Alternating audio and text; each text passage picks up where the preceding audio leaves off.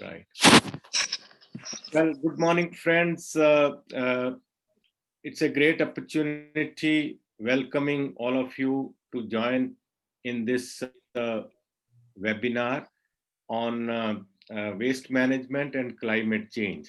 In fact, as a background, we started a series of webinars in close partnership with All India Institute of Local Self-Government, and we have been organizing these webinars, particularly keeping in view that we are in a pandemic situation and waste management is quite a challenge for all our cities and even many of our rural areas. Along with the pandemic, continued challenge for the world as a whole is that of the climate change. And both are correlated in a manner that, better, I would say, waste management can certainly help out, meeting the climate change requirements for that matter and, ensuring. So basically, we thought that, we will plan this particular webinar on the waste management per se. Although in a country like India, we have been having all kinds of challenges. The legislations are there, regulatory processes are in place, no doubt about it. For the last 4 years, right from the time 2016, we had all the rules, regulations, waste management rules, plastic waste management rules, and all other kinds of rules are also there. But then the implementations are posing greater challenges. Today, in the current context, a greater challenge is also from the biomedical waste in the current pandemic situation.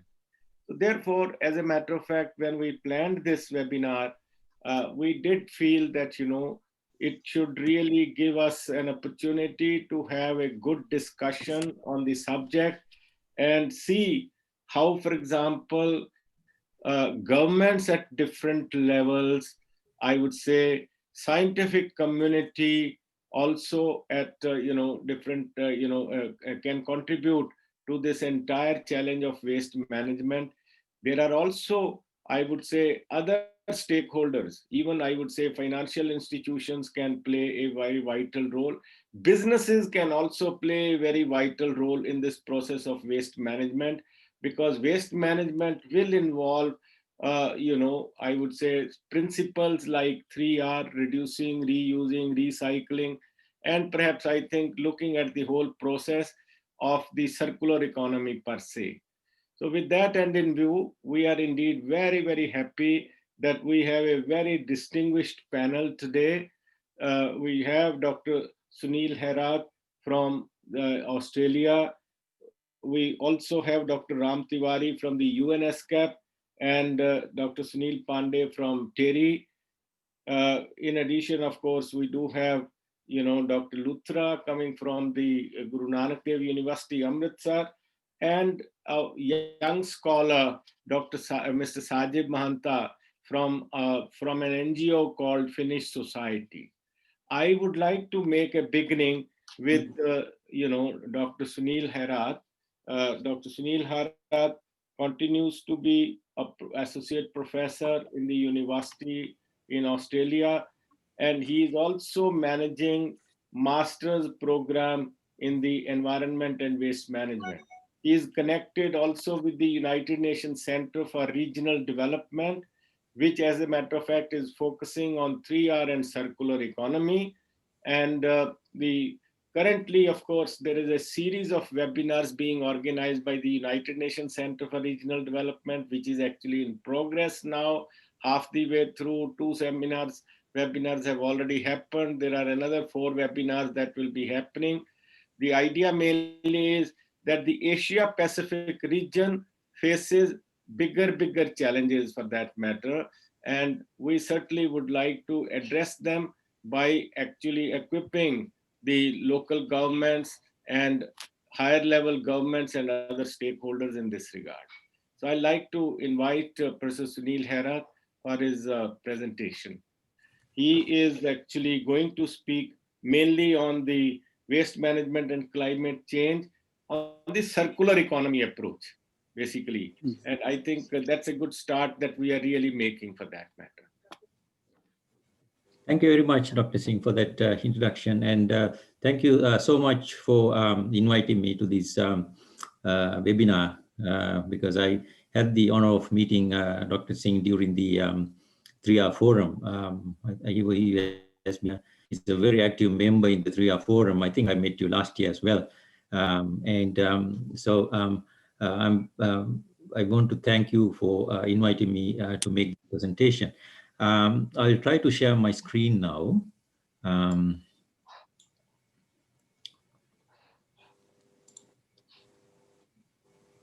For my presentation, hopefully it will work.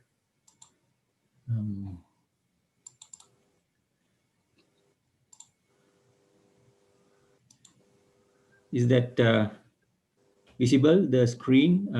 Yes, very much so. Thank you. Yeah. So as Dr. Singh mentioned, my topic is about waste management and climate change. I thought of talking about a bit of a circular economy approach because now this is being discussed at various levels. And I thought, I might be able to make some contribution there. So basically, I mean, if you look at why we need to manage our waste stream, I think we all know this. I think this is only to refresh our minds. And Dr. Singh already mentioned about the challenges we have, especially with the COVID. But even before the COVID situation, we had major challenges in managing our waste stream, especially in the developing and the emerging nations. And you see the United Nations have already estimated a huge increase of solid waste generation in years to come, led by lower income cities in Asia and Africa, which they say will double their waste generation within the next 15, 20 years, which is going to be a major challenge. So there's no doubt that we need to manage our waste stream. There's no doubt about that. So basically, one of the reports which I refer to my presentations quite a lot is this Waterways 2.0 published by the World Bank last year. This is their second version of the publication. It's a very, very useful publication which gives a global snapshot of solid waste management up to the year 2050. And so basically, that publication talks about the current situation and also the current challenges, and then also predicting the future. So in that publication, one of the key messages given in that publication is the increase going the municipal solid waste generation from 2016 levels to 2050. And also the total quantity of waste generated in low-income countries is going to expect to increase by more than 3 times. So which is, if we refer to this as a business as usual scenario, we are in for a major challenge in the next couple of decades according to these predictions. And also the Asia Pacific region, again, is the biggest contributor, nearly 23%, nearly quarter of the waste being produced from the region. So, so in that scenario, in that situation, I think this webinar is very, very useful to look at what, not only talk about the problem, but to see, what solutions are there to overcome these challenges. I also like to highlight this page from one of the UN publications, and to highlight the statement they have made is that the cost of inaction to society will exceed the final cost of proper waste management by a factor of 5 to 10. So very important message for us, because normally, if you look at the governments around the world, waste management gets a very low priority in their budgeting, in their financial allocations, thinking, the health, the education, the roads, infrastructure, they are all high priority areas. Now, the problem is that if we don't invest in waste management now, we may have to invest 5 to 10 times more in the future to rectify the problems caused by the waste management. And the classic example is the health impacts, loss of productivity, flood damage. So it's a very useful message to send it up to the the governance, that this is not an area which we cannot ignore, and equally important as the other factors as well.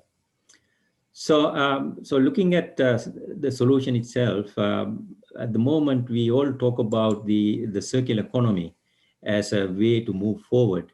I think the reason why we are doing in this direction is that in the past, the waste management, we only concentrate on what we call the end of pipe treatment. So we allowed the waste to generate, and then we try to see, what can we do about it. So whether we treat it, whether we recycle it, whether we compost it, so many options we have been thinking of. So now the movement is that we are realizing that that is not going to be enough, because we can't keep up with the pace of waste generation. Therefore, we have to move upwards, or move towards the beginning of our process and see whether we can do something to basically reduce or avoid the waste stream in the first place. So in the past, we used to call this cleaner production, green economy, green growth. So the terminology is basically talking about the same thing. But nowadays, the circular economy, of course, is the major topic. So it is basically moving away from the linear economy, where take, make, and waste dispose is our model in the past, to what we call the circular economy, where the materials are kept in use for a longer time. So this Elan Matar Foundation has been doing a lot of work in this area for the last couple of years. They are contributing a lot of publications, and their definition, according to the definition, they regard the materials in two ways. One is called the technical materials, which you see on the right-hand side, which are the ones we use. So these are the things like computers, all our products we use. And then the other part is the biological materials, which are the materials we consume. So this is like food and so on. So the scenario there is to look at how we can do these three things to design out of waste and pollution. So this is where the design becomes an important. So we design things to avoid the waste or reduce the pollution. Or we try to keep the products and materials in use for a longer time, so as much as possible. Or we regenerate the natural systems through composting, all those activities I just mentioned. So this is a classic diagram they have come out with, which is very useful. So you can see the technical materials on one side and the biological materials on the other side. And they have defined some loops. So if you look at these loops, each loop has a definition. So this is reuse, this is maintenance, this is remanufacture, and so on. So so first one is the repair, second one is the maintenance, reuse, and so on. So what the Ellen Mehta Foundation is arguing is that the closer the loop, the smaller the loop is better for us. So so we have to try and make sure that we concentrate on the smaller circles. Having done that, of course, we have to move to the bigger circles. And then same thing happens with the biological materials as well. You can see the energy recovery is mentioned there, basically talking about the soil restoration. So so it's a very useful thing to look at. So coming back to our topic of waste management and climate change, again, this publication came out a couple of years ago and had an interesting theory behind how to reduce the greenhouse gas emissions in the waste management sector. So what they basically said is that at the moment, this is what they are putting forward. At the moment, about 55% of the efforts, through energy, using energy efficiencies and energy recovery, using renewable energy and so on, we only manage about 55% of the reduction. There is a remaining 45% left, which we need to think about how to tackle that. So what they're saying is that if you take the four key elements of industries like cement industry, steel, plastic, and the aluminum industry, which I think India is major contributor, major involvement in these industries. by applying circular economy strategies to these industries can reduce the emissions by 40% uh, out of that 45%. So that's a major contribution. And if you add the food system into that, then you can add further 5%, 4% to that, meaning that we are getting close to zero emission levels. So this is the message they are giving. I think it is very useful to refer to that publication and see how this can be applied into our situations, because these industries are heavy. They contribute quite a bit to the greenhouse gas emissions. So I quickly thought of giving you some idea of what they're talking about is the sort of reduction you can make out of these working on these industries and working on various activities related to circular economy, reuse, and so on. So reduction, things like that. So unfortunately, I don't have time to go through in detail, but that publication is available for everyone to read.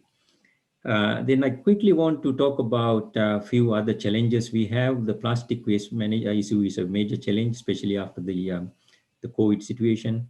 And the unfortunate scenario is that we only recycle 14%. This is coming from the unique publication, only 14%. And out of that, we lose quite a lot in the process.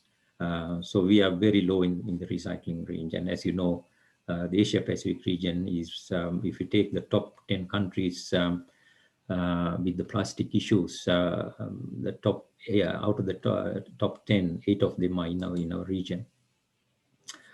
The food waste is another major challenge. As you know, the 1/3 of our food is wasted, lost in the system. Look at in the whole life cycle, and this is a major concentration as well. And there's a lot of circular economy activity in the food waste area. A lot of examples on how to reduce the food waste, and as a result, reduce the greenhouse gas emissions and so on. So this is another area which again, unfortunately, I don't have time to go through in detail. E-waste is another area which is causing major problem, and we all know this. India has been trying to tackle this for a long time with extended producer responsibility and so on.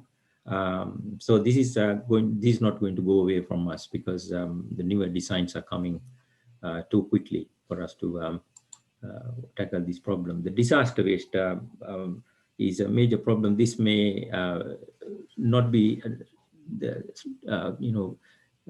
totally significant in some part of the world. But if you look at the Pacific Islands close to Australia, they have major problems with disaster waste. And countries like Japan, if you can remember the 2011 tsunami, with one of those activities, you can get 1 year worth of waste in one day. So if the countries are not ready with their disaster waste, then there's going to be a problem. So because I was given the short time, I thought of highlighting those issues and doing a quick presentation, but I'm happy to sort of answer any questions later on. Yeah. Oh, thank you so much, Dr. Sunil. Basically, I think you have very highlighted significantly on also the food waste.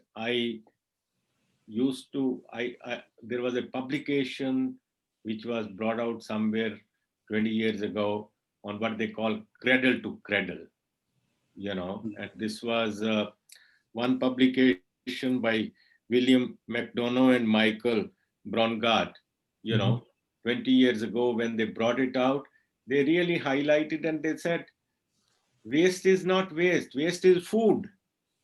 Because if you are able to convert all that, green waste, for example, into compost or all other kind of things, you are still able to generate more quantity of food and all that.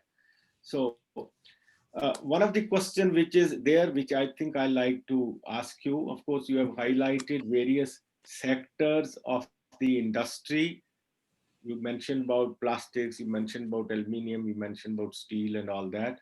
Now, what role do you see for the industry to really play in adopting the circular economy? How can they really, move ahead and, moving away from the linear economy? What kind of, what's your vision in terms of, involving the industry and generating different kinds of design capacities for Mm. that matter? Mm. Yeah, it's a very interesting question, a very interesting thought, because for the industry to implement circular economy, they need to see some incentives, they need to see some benefits. So the main benefit here is that if we try to sort of advise the industry that why don't you implement circular economy so that it will have the environmental benefits, that message will not be very strong. I think the message will be much stronger that if you can highlight the financial benefits of circular economy for the industry. Because at the moment, most of the industries are, without knowing, they are wasting a lot of resources, and a lot of their input is wasted. The raw materials are wasted. They have to pay for a lot of waste management costs. So the industries have a very high expenditure on that side. So, for example, if your raw material, a major portion of the raw material is not going into the product, uh, then you're losing money. So circular economy is all about not as a it will improve the environment. That's the whole idea. It will reduce greenhouse gas emissions. But for the industry, I think the major benefit is that they will become more competitive uh, through cost reduction in their production process. So I think that's a very useful message. And going back to your question about how they can get this moving, is of course it's a matter of revisiting their process and see where these losses are, and then try and concentrate on energy efficiencies, waste reduction, different designs, replacing raw materials if possible, and things like that. So there are a lot of ways of doing it. I was going through, some publication very recently. You showed a very nice slide on the e-waste.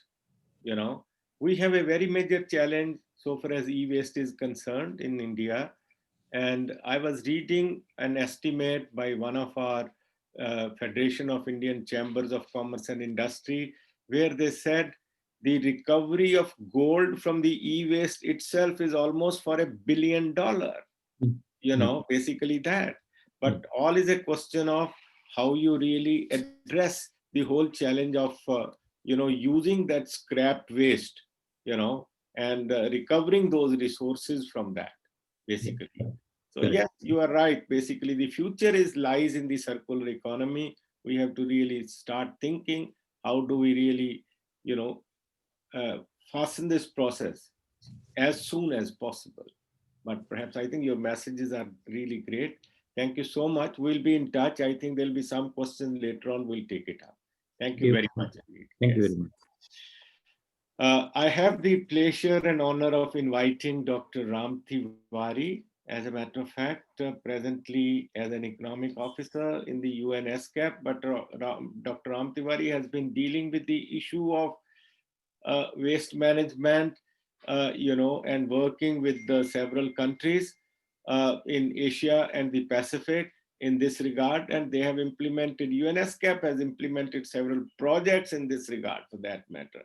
So I'd like to invite Dr. Ram Tiwari. Dr. Ram Tiwari is going to speak mainly on waste management and greenhouse gas emissions in small cities and towns of developing Asia, and the Pacific countries.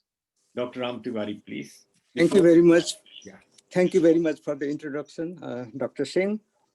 And it is my pleasure. And thank you very much for inviting me. And, at the beginning, when you wrote an email, I was so excited, but then I didn't reply you immediately. The reason was that I'm currently very busy. We are organizing a committee session. It's a intergovernmental body on environment and development just next week.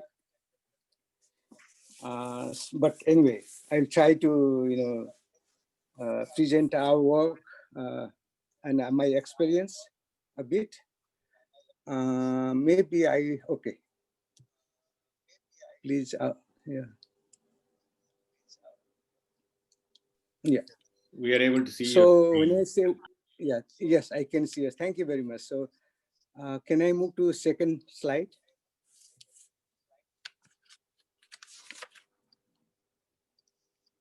Yeah. So at the beginning, I just want to introduce, although Dr. Singh already introduced about me and my organization, but still I feel that I should a bit briefly present about my organization. ESCAP means it's a regional commission of the United Nations for Asia and Pacific. That is Economic and Social Commission for Asia and Pacific. And it covers 62 member countries as its members, and out of 62 countries, 58 are from Asia and Pacific. And our definition says that, I mean, when you say Asia Pacific, that means like it covers the Pacific countries, Southeast Asia, East Asia, then Central Asia also. For example, the definition of the World Bank is slightly different from ours. Ours is membership based. So we have 58 countries from the region, and then when you say Asia Pacific, we consider those 58 countries.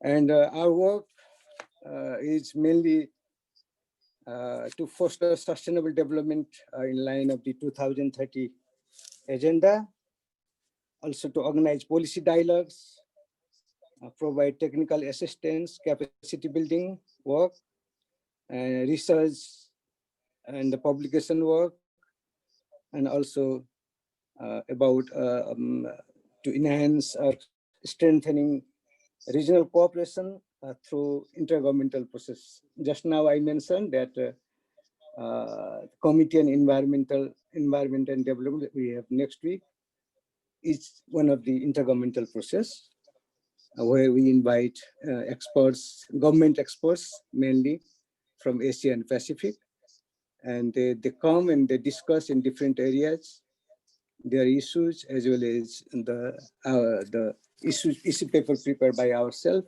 by ESCAP, and then they give some direction to ESCAP how we should move forward in the next 2 years. So next slide, please.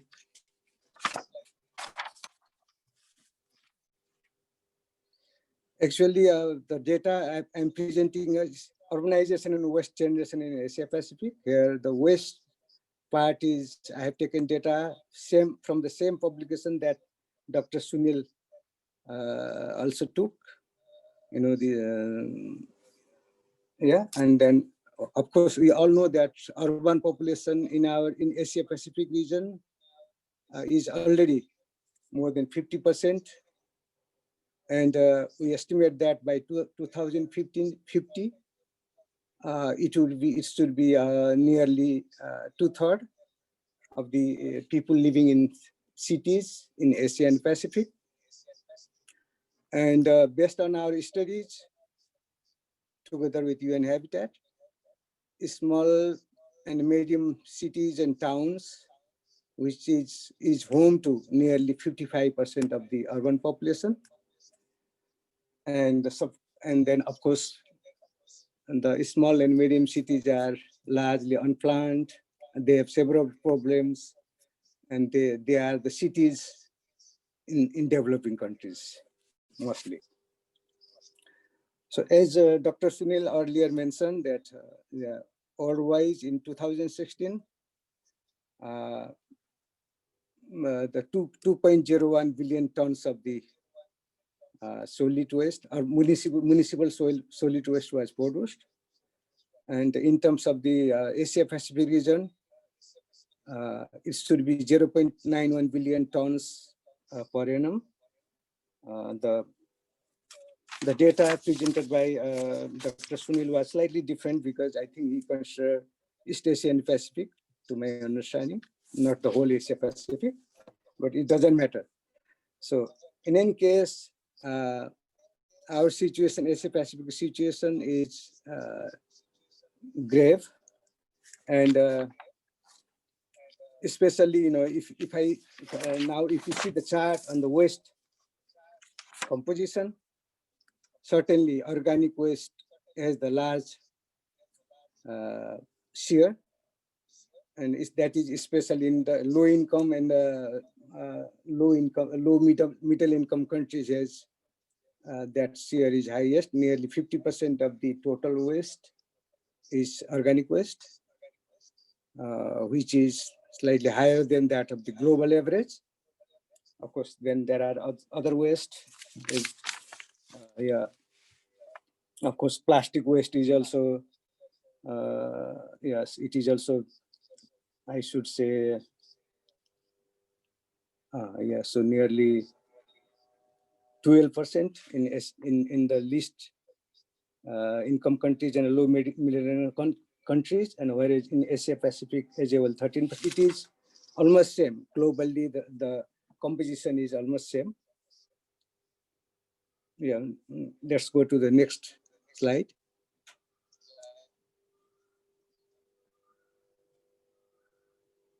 Yeah. And now coming to the municipal solid waste collection, treatment, and disposal. As you see from this chart, that in developing countries, and of course the data and municipal solid waste are scarce, and dumping and the landfilling is expensive, and which requires 20 to 50% of the total budget of the city, especially for small and medium-sized cities. As you may notice from here that, large part of the waste, especially in the developing countries, that is nearly 60%, is openly dumped. So this is a great challenge. Of course, some part of the waste is goes to the composting plant also, and almost nothing goes to the central landfill, especially in the low income countries and the low middle income countries in Asia and Pacific. And I think my slide, yeah, maybe I don't know whether you can see all. No, can you go back?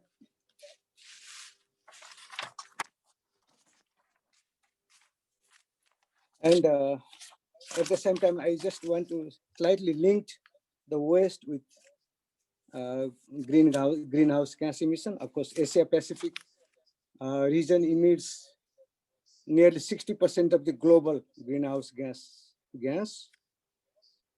And we all know that cities globally emits nearly 80% of the greenhouse gas. And of course, in that case, waste sector's share is about 5% of the total greenhouse gas emissions. But I would say in developing countries, this year may be more. Let's go to the next step.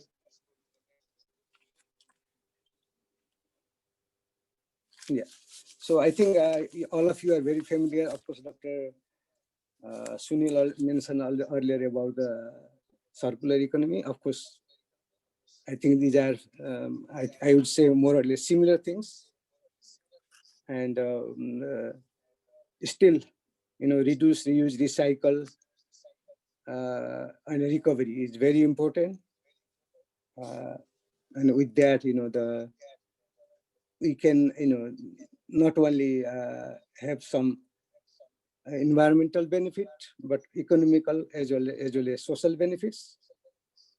And once we have this, we do the reduce, reuse, recycling, and recovering, then only I think, and then of course energy recovery is also there.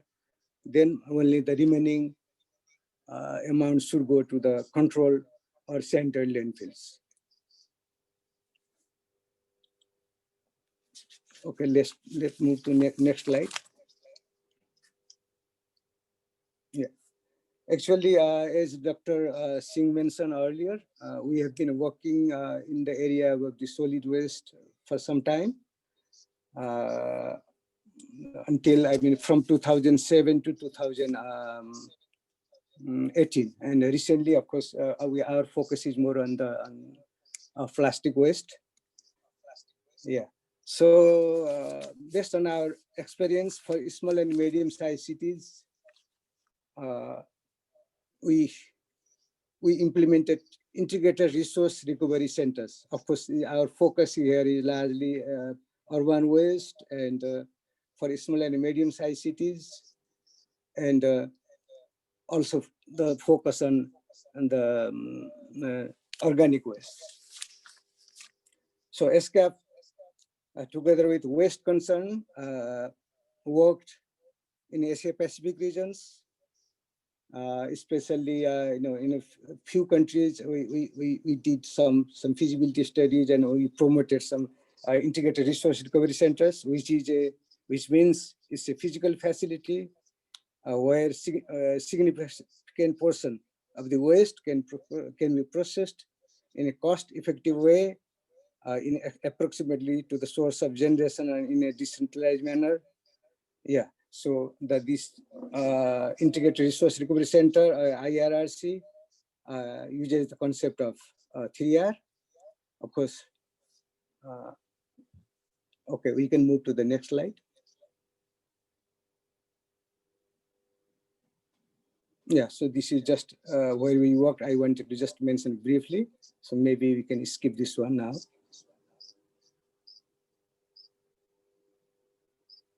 Yeah, maybe next slide for the next. Yeah, I think as I mentioned earlier, yes, our experience was that when 1 ton of the organic waste is processed by an integrated resource recovery center, it can benefit. We can get a benefit in all 3 areas of the sustainable development. Based on our experience, by processing 1 ton of the organic waste, it is possible to avoid emission of the half ton of the CO2. And of course, there are other benefits also, which I do not like to go in detail right now. This is already available here in the slides. Can we move to the next slide, please? Okay, maybe we can go for the next slide.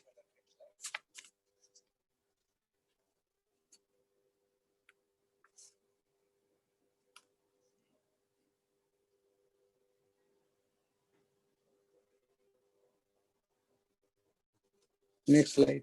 Okay. So I just I came to the sorry. Can you go up? Yeah. So I came to the almost the final slide here. I think we can discuss more later. In order to help small cities and towns, local governments or communities, especially in developing countries in our region, for managing the municipal solid waste in a sustainable manner, and to reduce different environmental hazards, including greenhouse gas emissions, and thus to accomplish Sustainable Development Goal 11, which is on cities, and contribute to accomplish SDG 13, that is on climate change. A higher percentage of the municipal solid waste collected and managed in controlled facilities to total municipal solid waste generated in a city is vital. Yes, so for that, certainly there is a need for paradigm shift, system change, moving from end of 5 approach to new ways of seeing and valuing waste. 3R approach, and of course circular economy approach are very important for this. promotion of the multi-stakeholders approach to replicate and scale of various success models, including integrated resource recovery centers to treat all municipal solid waste generated in a city and the communities is very important. And here I would like to mention that most of the small cities and towns, they don't have capacities also, they have less awareness. So we should work further to create more awareness and develop their capacities, in addition to providing the financial support to manage the rising waste. So this is what I would like to mention. Of course, this is not new, I would say. We have been advocating not only ESCAP by different UN agencies, different INGOs, universities and all that. But I think we have to continue working on this so that we will be success to managing our waste and accordingly to reduce contribute to in the reduction of the greenhouse gas emissions and also to the climate change. Thank you.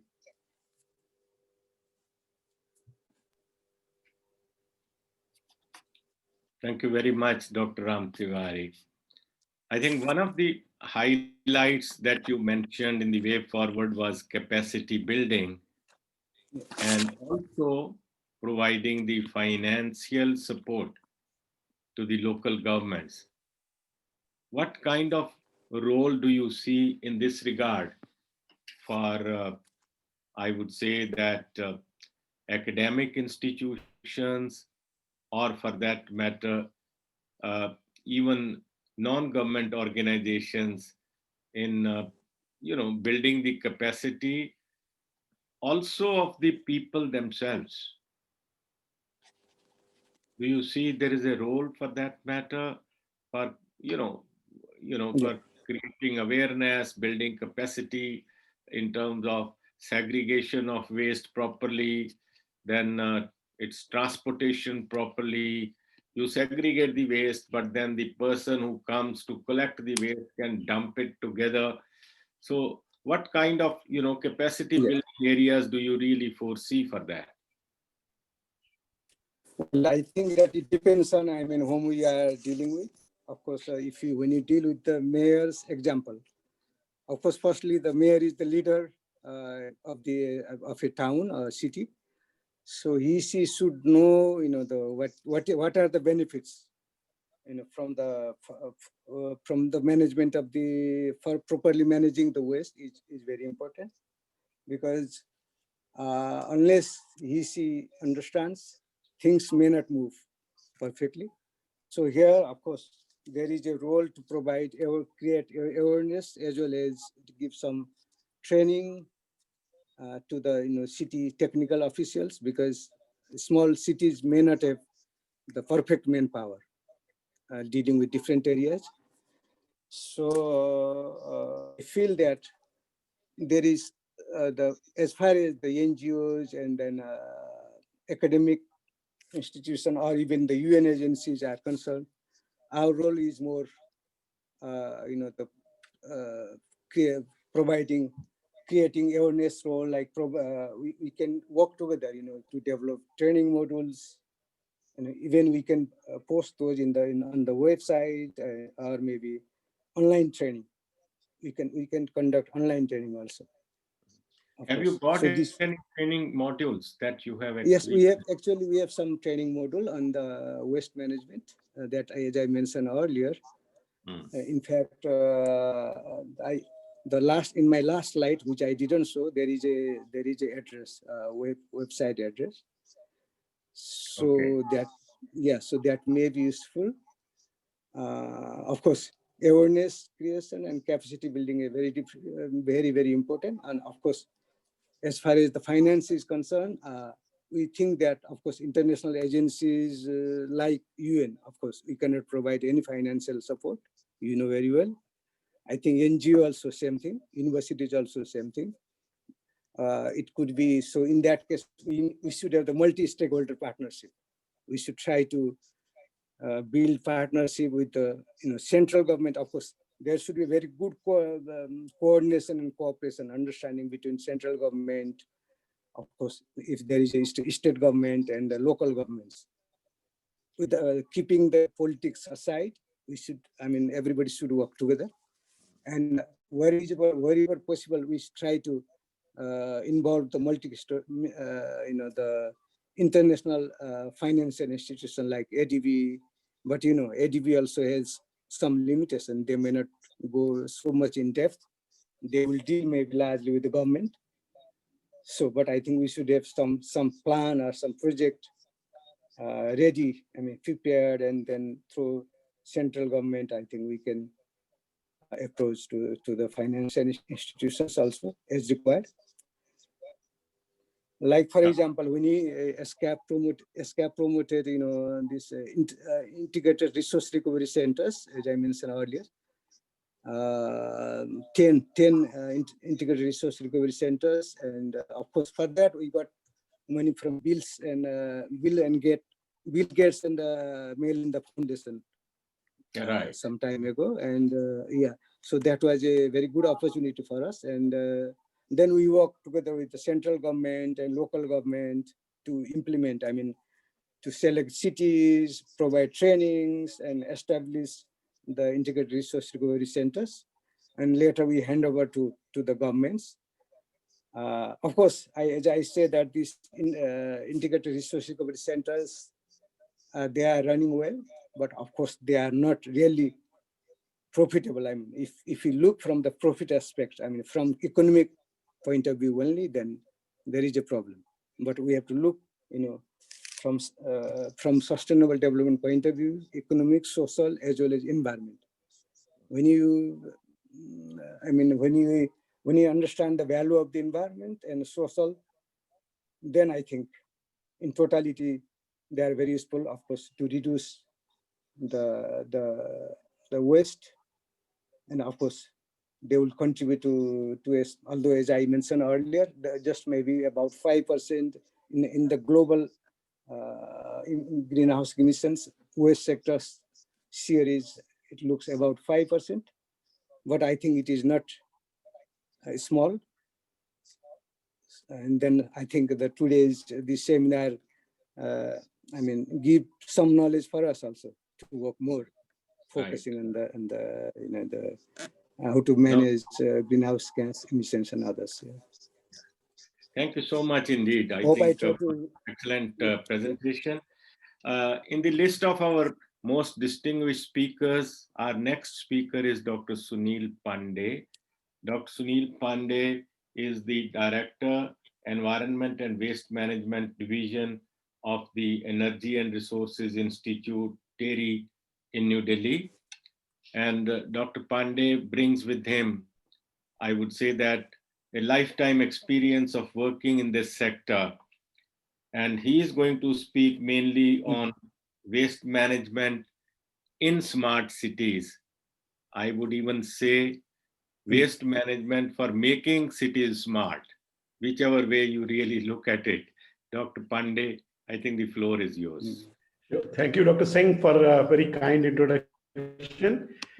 And what I have tried to do is kind of take inspiration from Professor Herat's concepts and also Dr. Tiwari's ICCR, and looked at how waste management and smart cities can be looked at. Because why I said smart city, because a smart city concept, if in India is, if you look at it, India is at some level of implementation.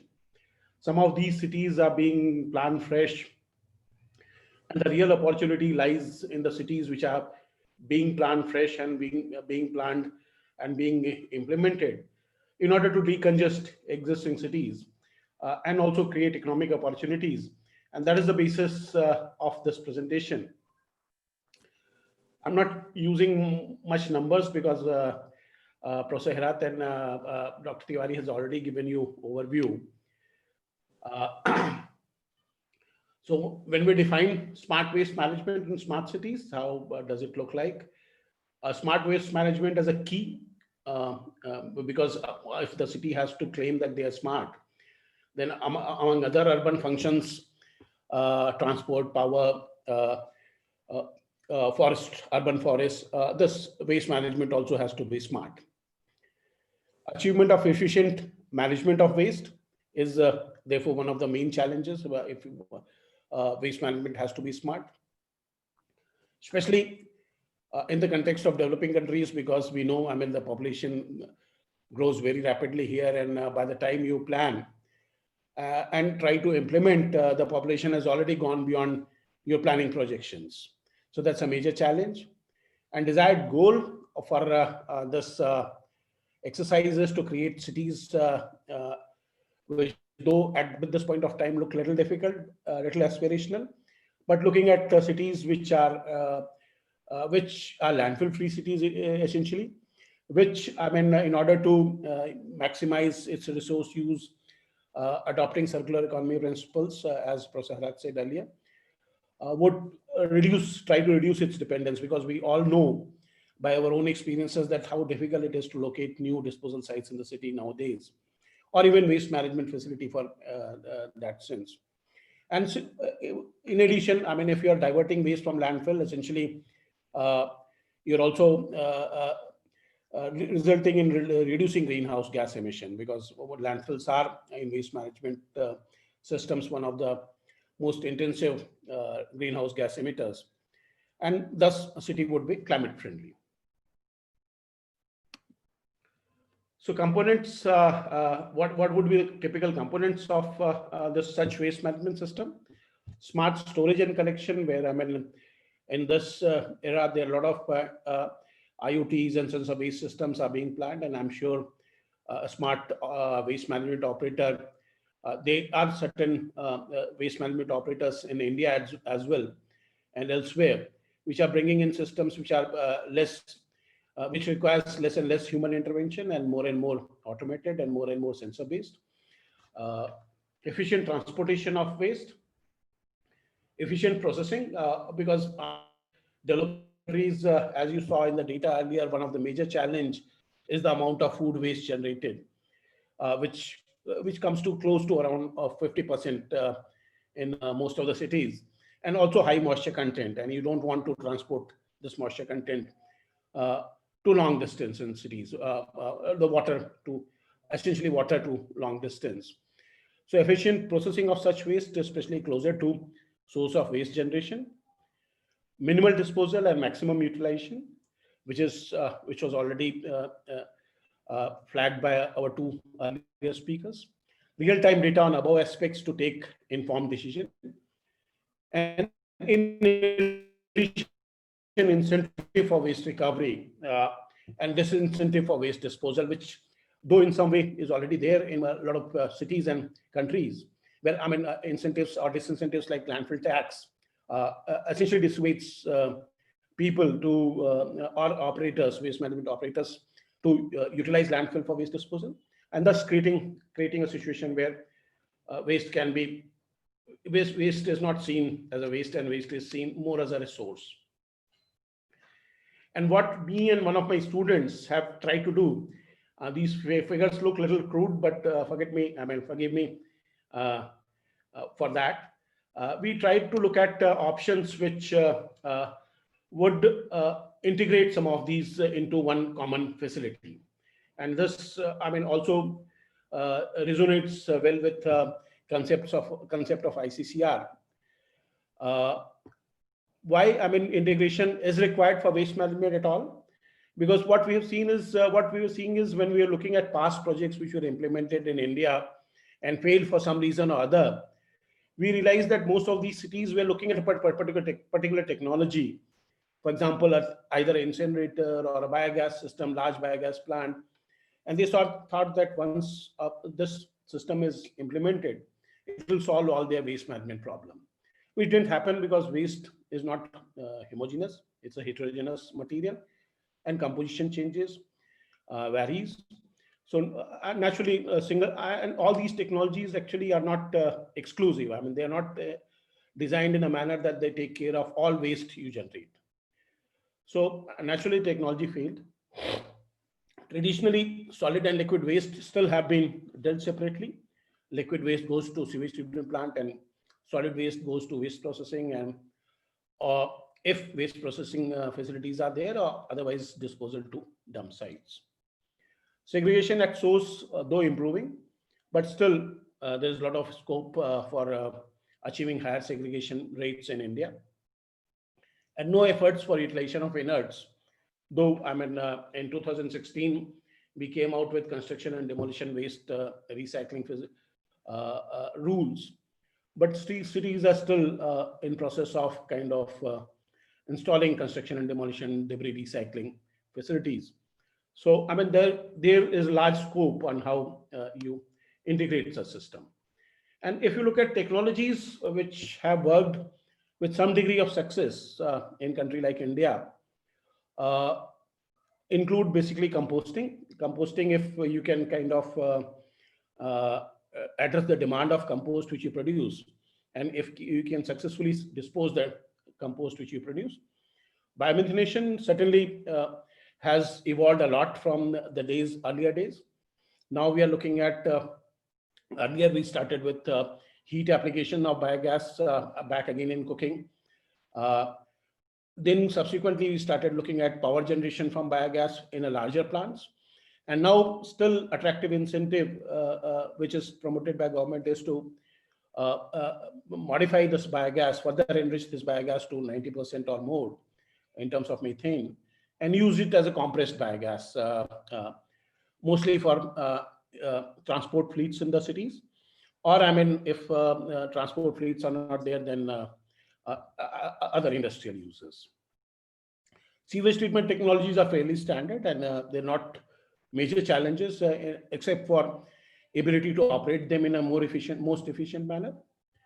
And producing refuse-derived fuel from waste is also fairly standard procedure, provided you can segregate your waste in a good manner and process your waste in a good manner. And use of inerts in construction also has been successful wherever in the cities, say for example, city in Jamshedpur, the steel city, or I mean other cities where it has been tried has been fairly successful. So this actually was basis for this proposed approach, which we have suggested, that since sewage treatment plants already are located in a area, co-locate your waste processing, municipal solid waste processing facility also in the same area.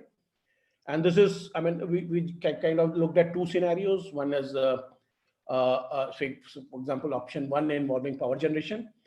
If the city needs power, then it can integrate your anaerobic composting and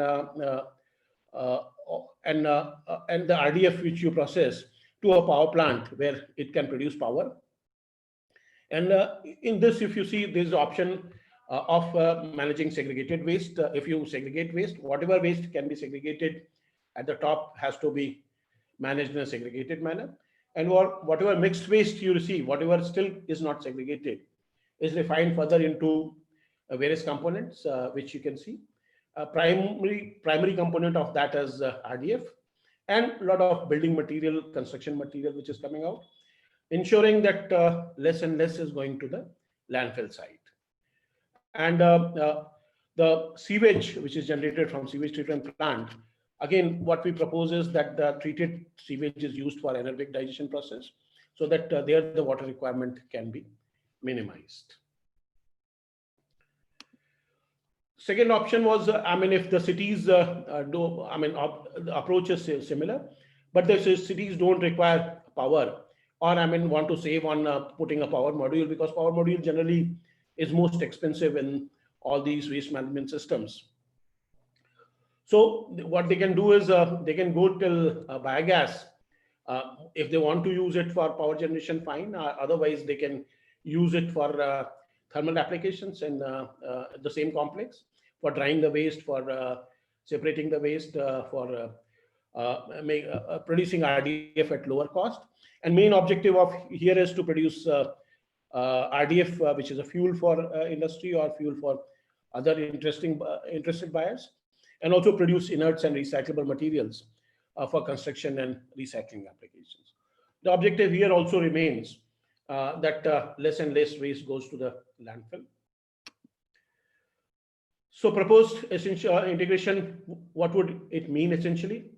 Solid and liquid waste can be treated in the same complex, and kind of utilizing waste or byproducts from each other. Essentially looking at the concept of industrial ecology, where we were earlier looking at two different industries, but here we are looking at two different waste streams. And treatment process would be integrated in terms of input and output. Such complex will be able to handle entire gamut of waste from the cities. Integration would also lead to improved viability of the project and reduce costs, because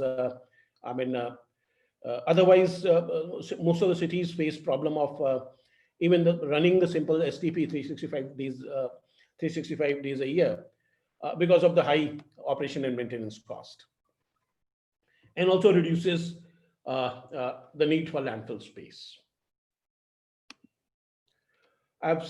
We also worked out kind of in the complex, if say at some capacity, biomethanation and RDF plants have to be run. Then we have tried some mass balance on say 50 tons per day of a waste. Of that, if 30 tons is segregated organic, then it can straight away go to biomethanation plant, produce a certain amount of gas and certain amount of manure. And if it is a power module, then it can also produce around say 30 tons per day, can produce minimum 250 kilowatt power.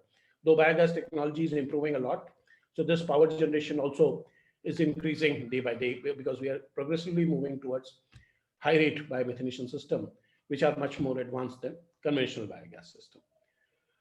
Around 20 tons of mixed waste can be processed to come out with around 10 tons per day of pellets, where 10 tons per day of agro products can also be mixed.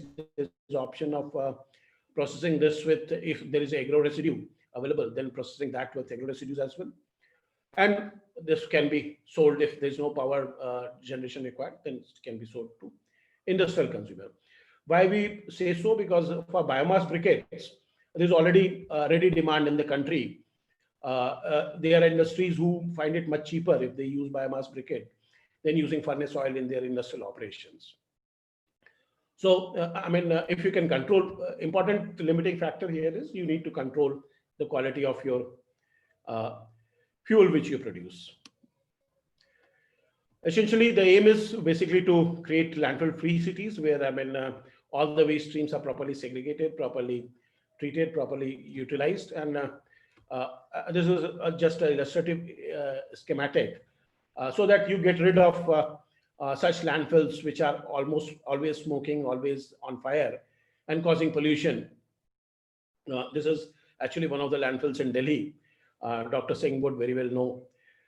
Benefits of this is reduction in uncontrolled methane emission, because most of the food waste going to landfill finally results into landfill gas. Reduction in landfill fires, minimize waste to the landfill, enhancing resource recovery from waste, and creating green jobs, which was also hinted by Dr. Tiwari on how green jobs can be created. Existing landfill sites, in fact, can be biomined and landfill mined, and some experiments in the country is also happening in this direction, though there are challenges on how to manage the larger landfill sites when you're looking at mining them. Because what policymakers have realized, that it's very difficult to now identify and notify new areas for waste disposal. So only practical option which seems to be most feasible is that we start mining these landfills and try to maximize resource recovery from mined out material and inerts to be used in construction, and so that some valuable space can be recreated in these landfills, so that in future we go for such integrated waste management projects. This is my last slide, and with this I'd like to thank you all, and to Professor Herat, I have used the reduce, reuse, recycle logo from our consortium slide. Not many of you know that me and Professor Herat, along with other faculties, were involved in also developing a curriculum on holistic waste management, where the Professor Herat probably can share the source of this material, which can be freely shared by others as well. Thank you so much. Thank you very much, Dr. Pandey. I think the solutions that you have suggested, I think, technically they are very sound, but what one finds is that, the capacities in our cities are missing, whether they are capacities, I would say that on the part of the local governments, or for that matter, even financial capacities. One really does not know whether, these will become solutions which are very bankable and governments can really, at a local government level, governments can borrow money and perhaps make those investments to make these cities much more livable. I totally agree with you. It's not only the, landfill site in Gazipur in Delhi. I have visited several landfill sites in this country. There are almost 2,000 of them, landfill sites, which are actually burning, And a couple of them, when I visited them, I really felt sick for several days. Basically, there is a need for, I would say, we have been talking of, let us say, slum-free cities. We really need to talk of cities with which are free from landfill sites. Our next speaker actually is going to talk of a city called Amritsar, where, as a matter of fact, there has been a talk of shifting the landfill site from 2003. Governments have come, governments have gone. They have not been able to identify an artificial site, and the city continues to face the real good challenges of waste management. Now, thank you so much for, I think, excellent presentation. I'll now like to invite Dr. Ashwini Luthra, professor from the Center for Sustainable Habitat Studies of the Guru Nanak Dev University. And I think, Dr. Luthra, as a matter of fact, has chosen what they call decentralized approach for the waste management part. And the floor is yours, Dr. Luthra. We'd like to listen to you, how you are making your own city as well as your university. I would say that, very environment friendly and managing the waste there. Thank you so much. Dr. Luthra, please. Thank you, Dr. Kulwant Singh ji. In fact, the earlier speakers, they have made my job rather easy because they have set the background about the basics of waste management. My case is that I'm representing a city which has a long history, like it is 450 years old city, and it was facing waste management problem to a great extent. And recently it has come out with some solutions, but they are yet to be completely implemented. So in this regard, may I request the manager of this webinar, I would like to share my own screen. If you can remove this. Thank you very much, because I've made some corrections so that I can show my city in a better manner. Can you see the presentation?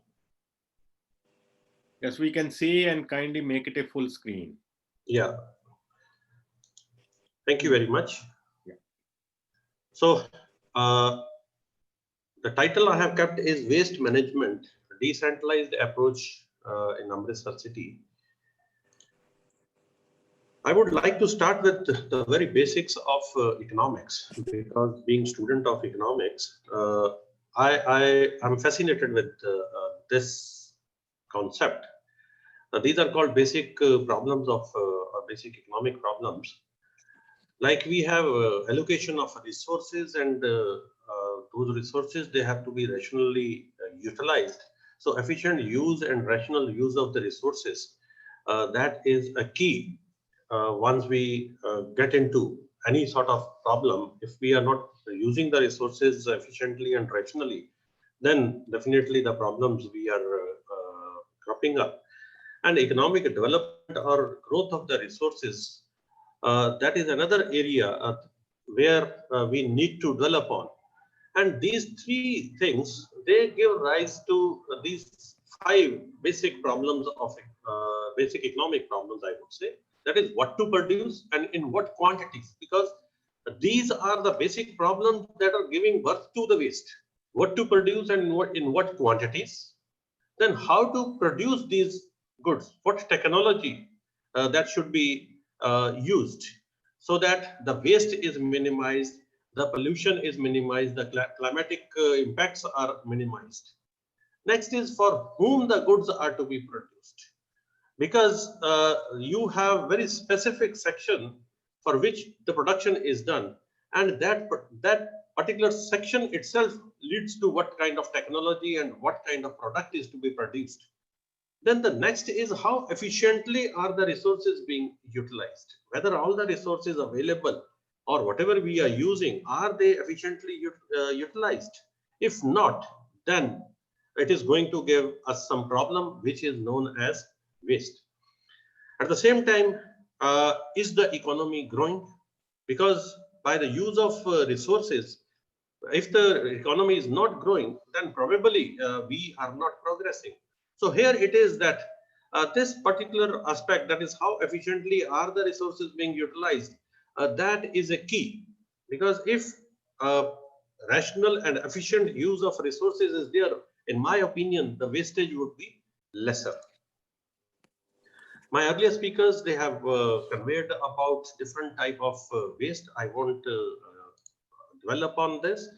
At the same time, regarding organic waste and inorganic waste, again, the speakers have talked. For this also, I would skip. Now, the challenges we are facing right now is that we are having population explosion. India is a country which is going to be #1 population-wise in the years to come. And there is a direct connection between population explosion and waste. And this is giving birth to environmental and social challenges. At the same time, managing domestic, commercial, industrial, agricultural, medical, electronic waste, etc. That is a growing challenge in present day time, and if not done properly, then in future also this is going to give us multiple problems. Managing dumping sites and landfills, like my earlier speaker has conveyed this, that we need to have landfill-free cities. So managing dumping sites and landfills, that's a major problem. Dr. Kulwant Singh told you that he faced this problem, and he felt sick because of visiting these sites. Health hazards are there, and mix of waste, that is a major problem, because the Indians, I would say, the residents, we are not very conscious that we should not mix the waste, because there is some material in the waste that is wealth also. So in fact, nowadays it is that each and every particle of the waste can be converted into wealth. Then is prevention, reduction, recycling, and reuse. That's another area where the challenges are there. Low cost waste management, because once it is a case of managing the waste, then it should be cost effective. If it is not, then most of the smaller cities especially, they are not able to manage, and ultimately they land into trouble. Socioeconomic, political, and technological challenges of applying the best practices, they are also there in the Indian scenario, I would say. And then is decentralized and centralized waste management. That comes out to be a key issue, because in most of the cities, we are having centralized waste management, and we need to go into the decentralized approach. Here it is that I would be presenting a case whereby a decentralized approach, how larger clusters can contribute to zero waste, that I would be discussing. These problems, they have been already highlighted, that we are having landfill sites and all kinds of pollution and fire that is occurring. Even the waste is dumped into the rivers. I would say the flora and fauna is also getting affected. And the transportation means that are used to transport the raw material and the finished goods to the market, they are also polluting the society, the environment. So here it is that we need to address these and many more such issues that are contributing directly or indirectly to the environment in terms of production and waste. Now, coming to Amritsar, it's a beautiful city in a way that it's about 425 years old city spread over 142 square kilometer area. It's a border city. We have we are bordering with Pakistan. It is the only second metropolis of the state of Punjab. Approximately 1 lakh tourists visit Amritsar every day. And it's an important trade and commerce center, international airport, freight complex, railway station. These are all international. International airport, international freight complex, international railway station, etc. They are there. And it's an important hub of educational and medical institutions. Just to tell you that this is an important city where whenever any program of the government is there, then Amritsar figures there. Like Jawaharlal Nehru Urban Renewal Mission was started in 2005, and there Amritsar was there. Under smart cities also, Amritsar is there, Amrut, Hirday, etc. All these programs, they are taking Amritsar as a case. Now, coming to the waste, this is how the waste is spread in the city. This is, of course, little past, but things have not improved much, because in 2019 only, an action plan was proposed by the municipal corporation to manage the waste. This slide, main dump, this is the major issue which Dr. Kulwant Singh was talking, because there is a move to shift the dump from the present site to some other place, but till date nothing has happened. And now with that action plan, something is there that with the help of these vehicles, which are enclosed vehicles, the waste is collected, but I would say the next part is weaker here. Just to give some statistics, broad statistics, the Amritsar produces about 550 tons of waste per day, out of which 300 is wet and 250 is dry waste. And the waste from different sources is also present here, just for a reference. Now, the action plan which the Amritsar has devised, Amritsar has been divided into 8 zones, and it is proposed that door-to-door collection should be there. It has 85 wards, out of which 72 they are already covered. 13 wards of walled city, because walled city is having narrow winding lanes, and it is very difficult to use these vehicles within the walled city. That's why 13 wards are still left, and for these 13 wards under smart cities program, another action plan is under preparation. Waste is collected in 2 shifts during the daytime, and segregation of solid waste at source into biodegradable and non-biodegradable components is proposed. I would say it is not done at the moment. The vehicles that are used at present, they are GPS fitted, so that the efficiency of the vehicles can be improved, because earlier it used to happen that after one trip, the drivers used to do hanky-panky and full use of the machinery was not there.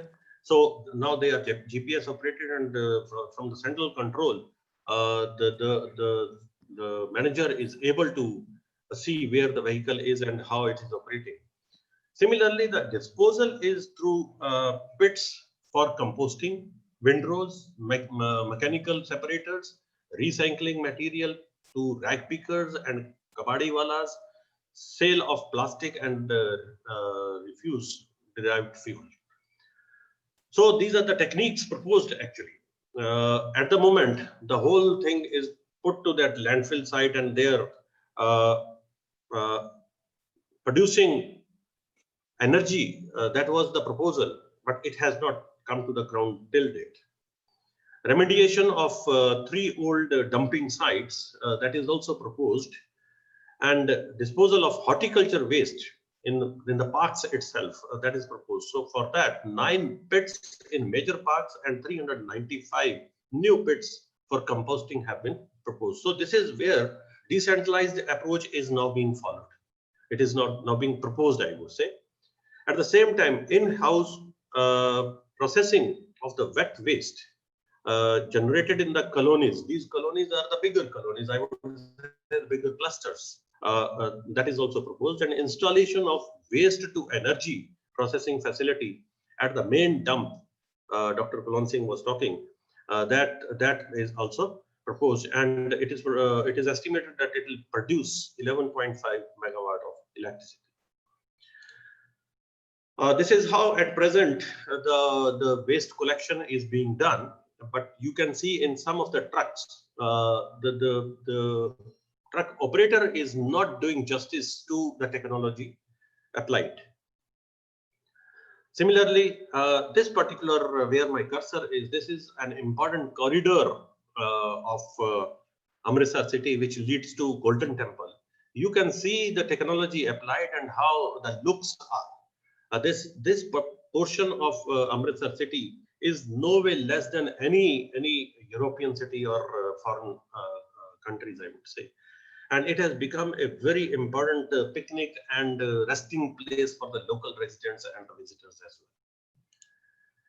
Now, coming to the plastic waste, the proposal is that it should be a plastic-free city. So there is a ban on plastic bags, so and so forth, as we know from different sources, that Indian government and the state governments, they are applying this policy of plastic-free city. But of course, there are challenges into this also. Now, coming to in-house waste management, and I have taken the case of GNDU, as Dr. Kulwant Singh rightly said, that GNDU is a very pertinent case because it's a cluster of 500 acres. And if I give you a glimpse, this university started in 1969, and this particular picture is for 1976. So from 1976 to 2019 or 20, I have given a title as Journey from Grey to Green. It's a green campus, I would say.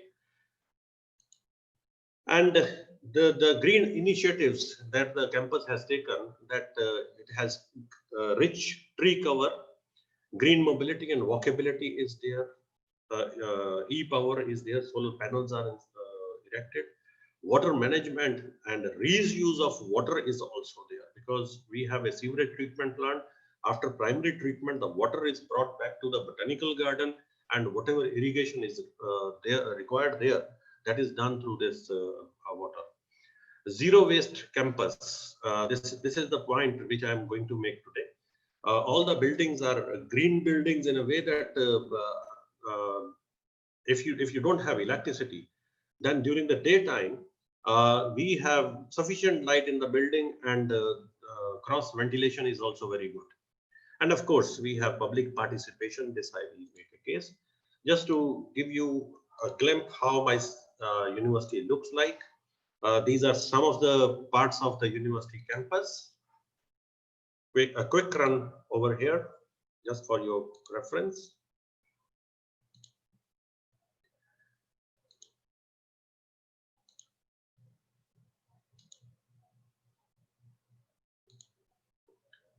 These are the solar panels recently erected.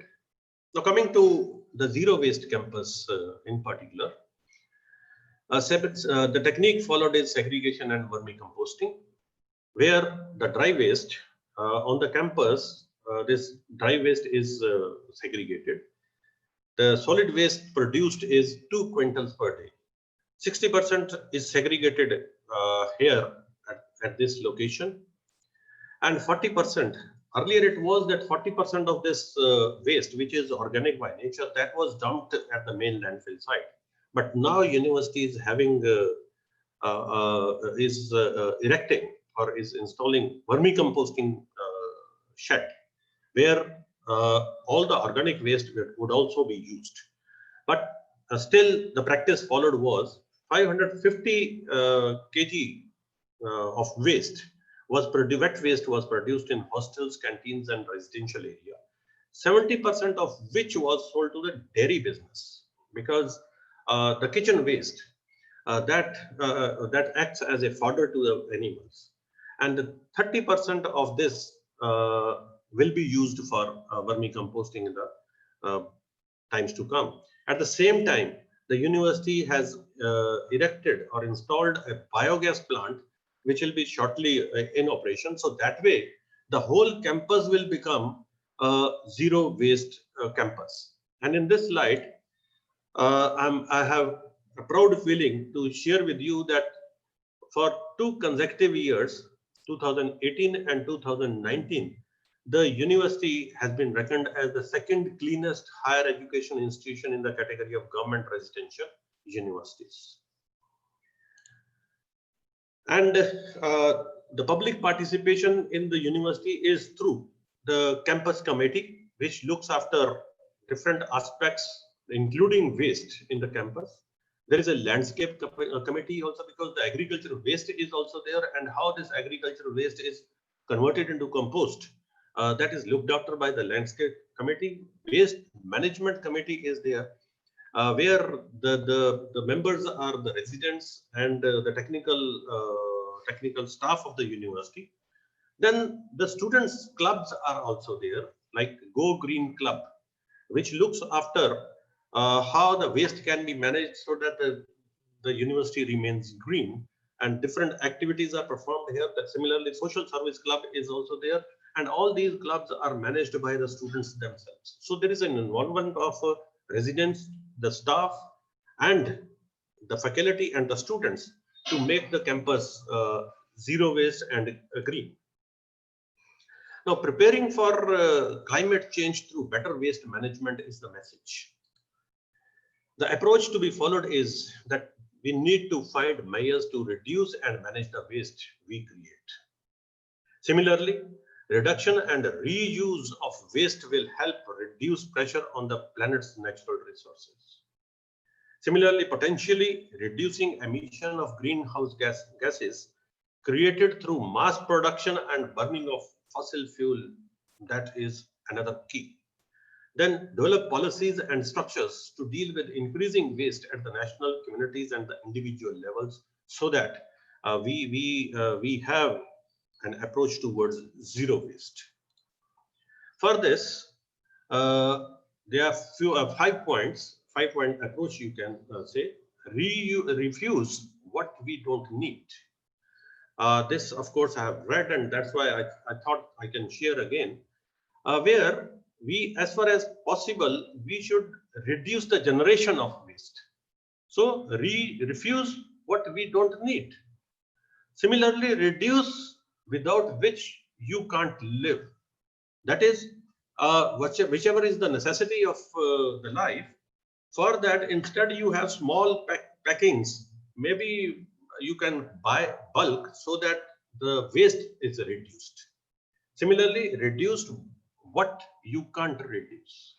Reuse what you can't reduce. So reduces the demand for new raw material and reduces climatic impacts from associated transportation.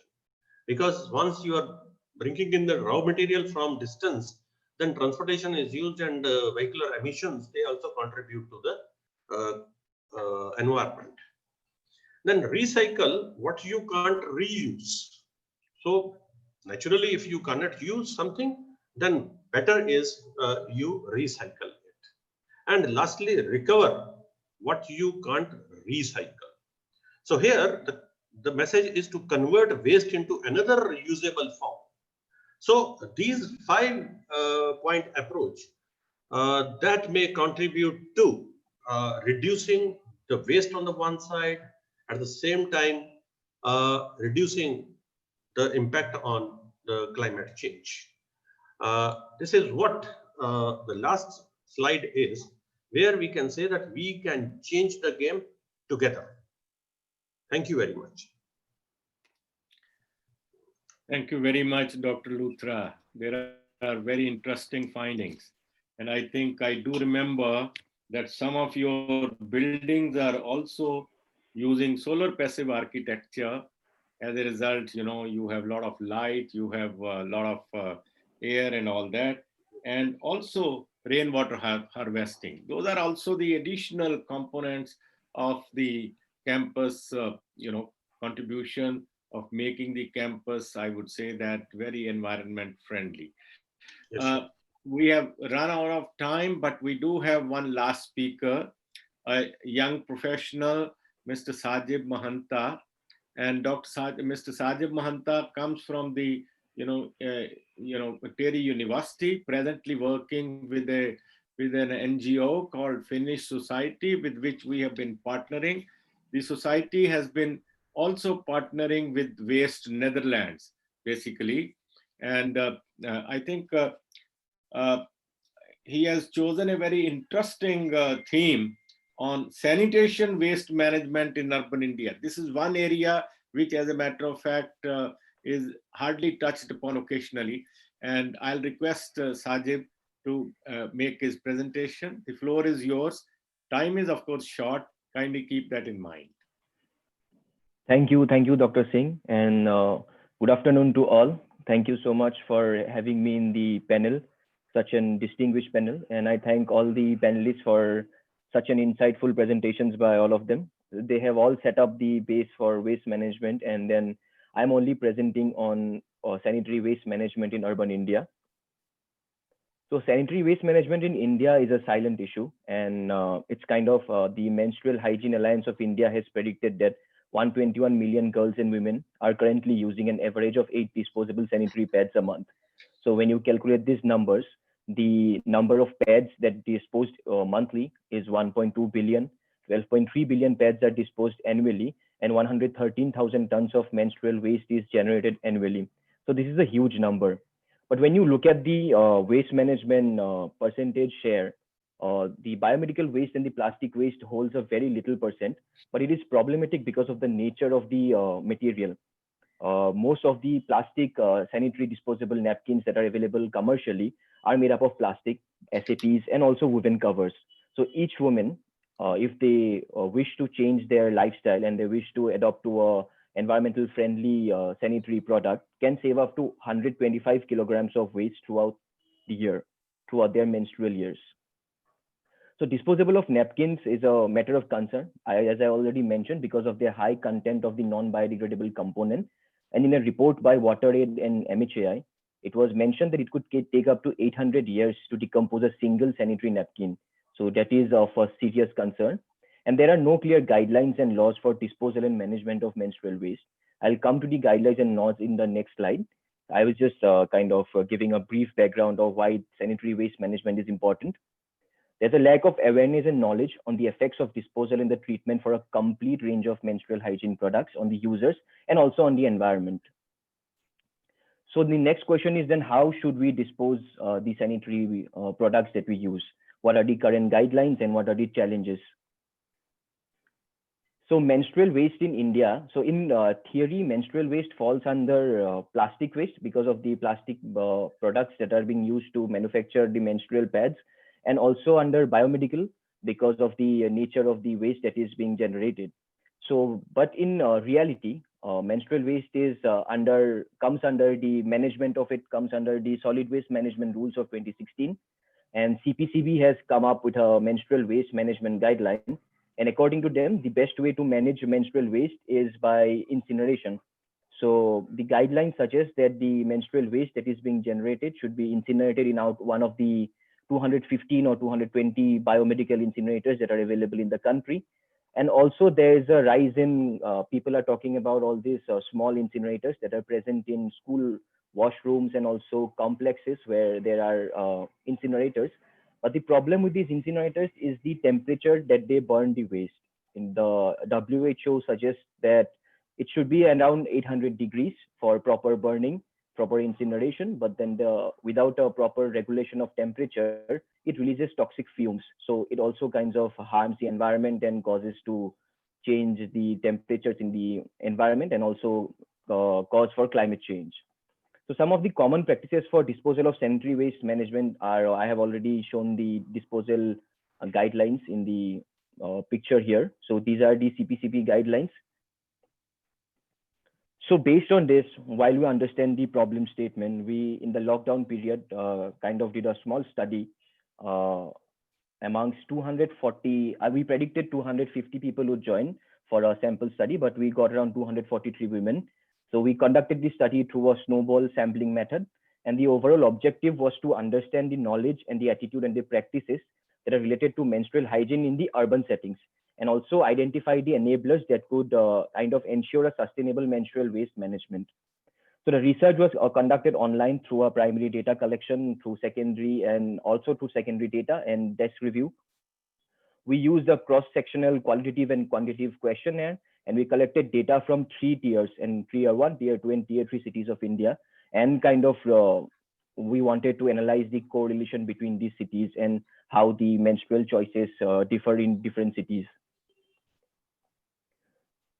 We also know that evidence also suggests that a greater number of menstruating women or girls in urban India usually use commercial available pads.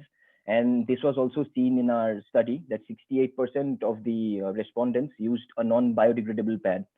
However, the remaining some of the respondents used menstrual cups and tampons, but this was only seen in cities tier 1 and tier 2 cities and not in tier 3 cities.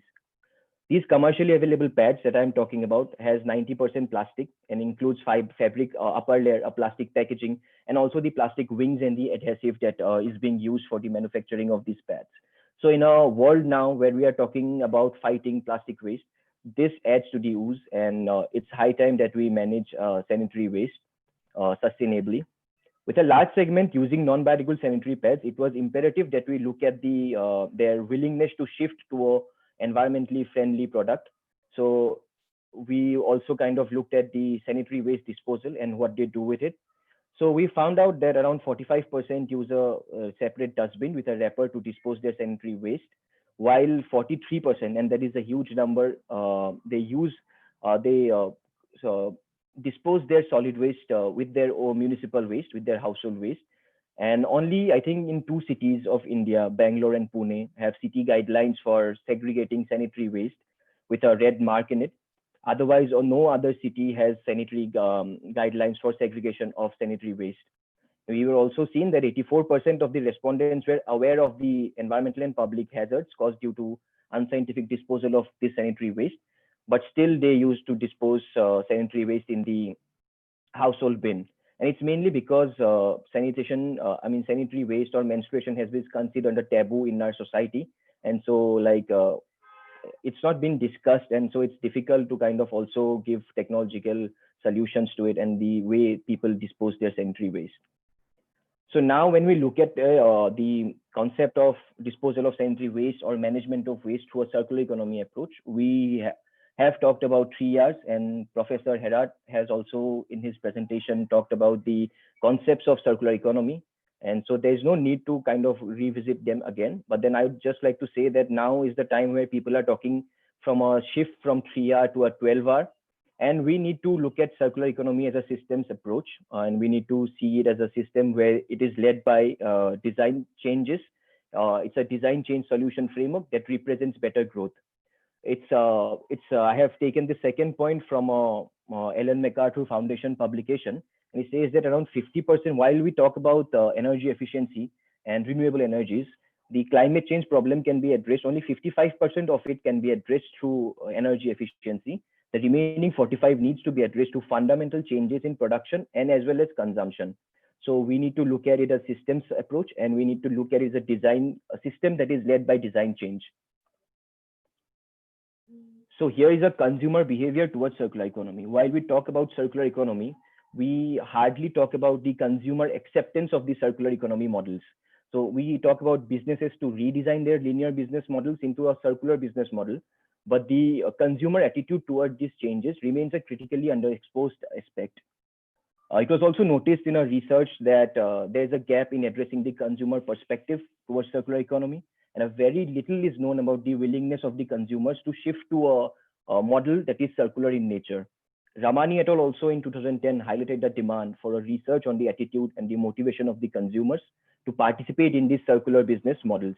So from a practical point of view, understanding the demand and users innovation is essential for a circular economy business to bloom and to reach its full potential. So design-based solutions. So while we talk about design-based solutions, we looked at the respondents. We kind of analyzed what was the percentage of respondents that wanted to shift to an environmentally friendly product. And we have seen that 68% recorded using commercially sanitary products. And we asked those 68% if they wanted to shift to a better or safer environmental product. And 79% reported that they were willing to adopt or shift to a environmentally friendly product. It was also interesting to note that while the majority of population was willing to shift, only 67% were willing to pay more for the safer product. If it was for the same price, they were willing to shift. But if it was priced at a higher price, then the percentage dropped down to 67. We also looked at the correlation between the income level, and it is a positive correlation. With a rise in average annual income, more people wanted to shift to environmentally safer products. So now what is the way forward? The menstrual products and practices offers us an opportunity for kind of to decisively act, and hence we should develop low cost and environmentally friendly solutions. So the solutions that already exist now, as also Dr. Pandey has mentioned in this presentation, that we need to develop an efficient and integrated system for a better waste management. The menstruation is an issue that transcends boundary of time and gender and space. So breaking the silence around menstruation is very important to manage menstrual waste. We need policy frameworks and menstrual waste management frameworks that embeds the principles of circular economy. We should also kind of look into uniform standards and guidelines that needs to be drafted and implemented for the available technologies, for the use of available technologies to manage menstrual waste. And we should start investing in companies that designs products based on circular economy principles. Thank you so much. This was my last slide. I kept it short because of the time constraint, but any questions I'd be happy to answer, and thank you. Thank you so much, Sajib. That was excellent, I think, based on your research. I think before we really close down the session, I would like, my very distinguished panelists, to address one question. UN Habitat has started a global campaign, what is called Waste Wise Cities campaign. Basically, that is going on for the last 2 or 3 years. Based on, I would say that your presentations, if I may just start with Professor Sunil Herath, what will be your advice to the cities in South Asia where there are serious challenges in this regard? Your own country, Sri Lanka, in terms of sanitation, has done excellent, and some of these cities, of course, are really doing very fine. What will be your suggestions so that, the cities in South Asia do become better prepared, they become waste wise? What will be your message? What will be your thoughts in this regard? Just about a minute or two. Yeah, thank you, Dr. Singh. Yeah, I think it's an interesting question.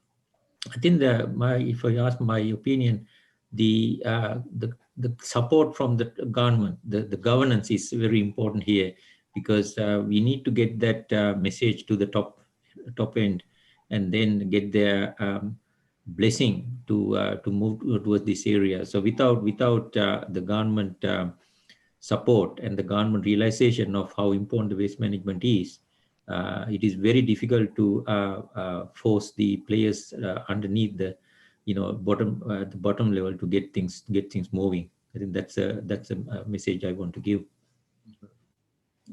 No, thank you so much indeed. I think that's really important, that the involvement of government at all levels, very particularly the support that must come from higher levels, also in terms of not just policy making, but also financial support, building of the capacities and things like that. Appreciate it. May I request, our next panelist, Dr. Ram Tiwari, are you there? Dr. Ram Tiwari?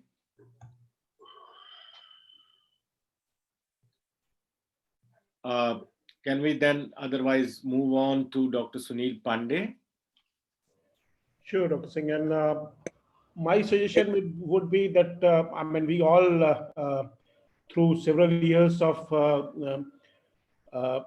sensitization and awareness building, we all know probably where we want to go. But somehow that will to go there is missing. And so we need to basically put pressure on our manufacturers and producers to produce such material which doesn't become a problem. And also to start demanding for materials which are easy to handle, easy to recover, and easy to recycle. Yes, actually. And Dr. Luthra, would you like to say, how do we really make Amritsar as a waste-wise city? Or for that matter, cities around that? Our cities really need to become waste-wise. Your suggestions? Yes, sir. In my presentation, I have already conveyed that the decentralized approach has to be followed, and bigger clusters, they need to have in-house zero waste management practices.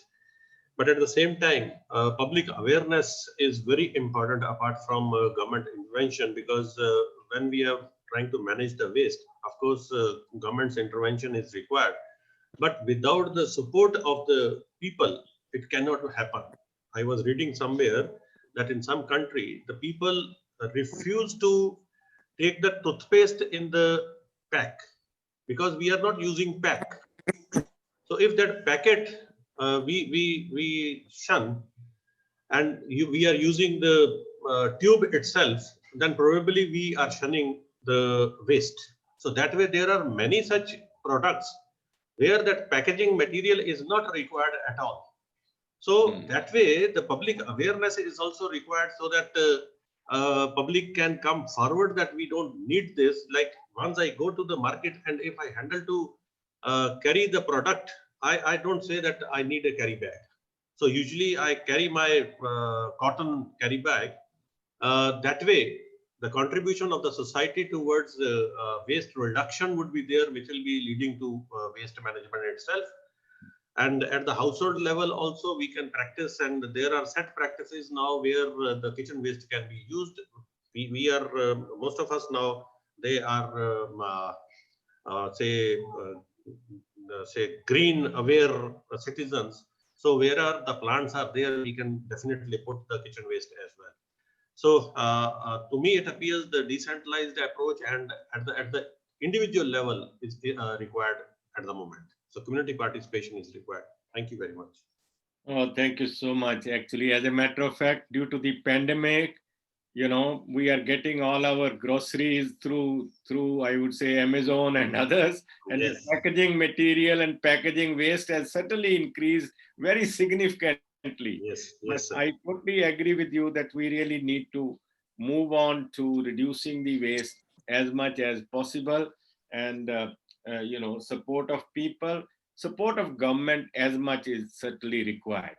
Lastly, of course, Ms. Sarjib, do you have any last message to share? Unmute yourself, please. As all the distinguished panelists have already mentioned, there is a huge need for awareness amongst the communities. And so source segregation, if we implement source segregation, it's beneficial from an economic point of view as well. It reduces the cost of transportation, reduces the cost of further segregation. So I think we should always put a focus on source segregation. We should work with the communities, and that is how we should sustainably manage waste. And also there is a need to look at the investments that are going to companies. We should invest more in companies producing products from like through a lens of circular economy. And then, yes, that is all I wanted to say. Thank you so much. I think all these ideas that you have put together, coming from, very distinguished panelists, will certainly go a long way. I am very optimistic about the things. Things must improve, and there is a greater awareness also now. There is a consciousness, on the part of various stakeholders. I think there is an involvement also of the businesses also now really happening, and the governments, of course, are trying to play their role within their own limits, etc.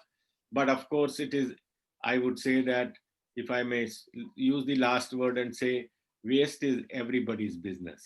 We have to really manage it. Without everybody's involvement, perhaps I think we will not be able to address these issues significantly. So with these words, I like to personally thank also on behalf of all our colleagues from All India Institute of Local Self-Government and their big support that they are rendering. We'll continue this series, and we will come up with a similar theme next month, in the month of January 2021. Until then, all the best, and wishing you a happy new year. All the best. Thank you so much. Thank you. Thank you Thank so you much. so much. Thank you so much. Bye.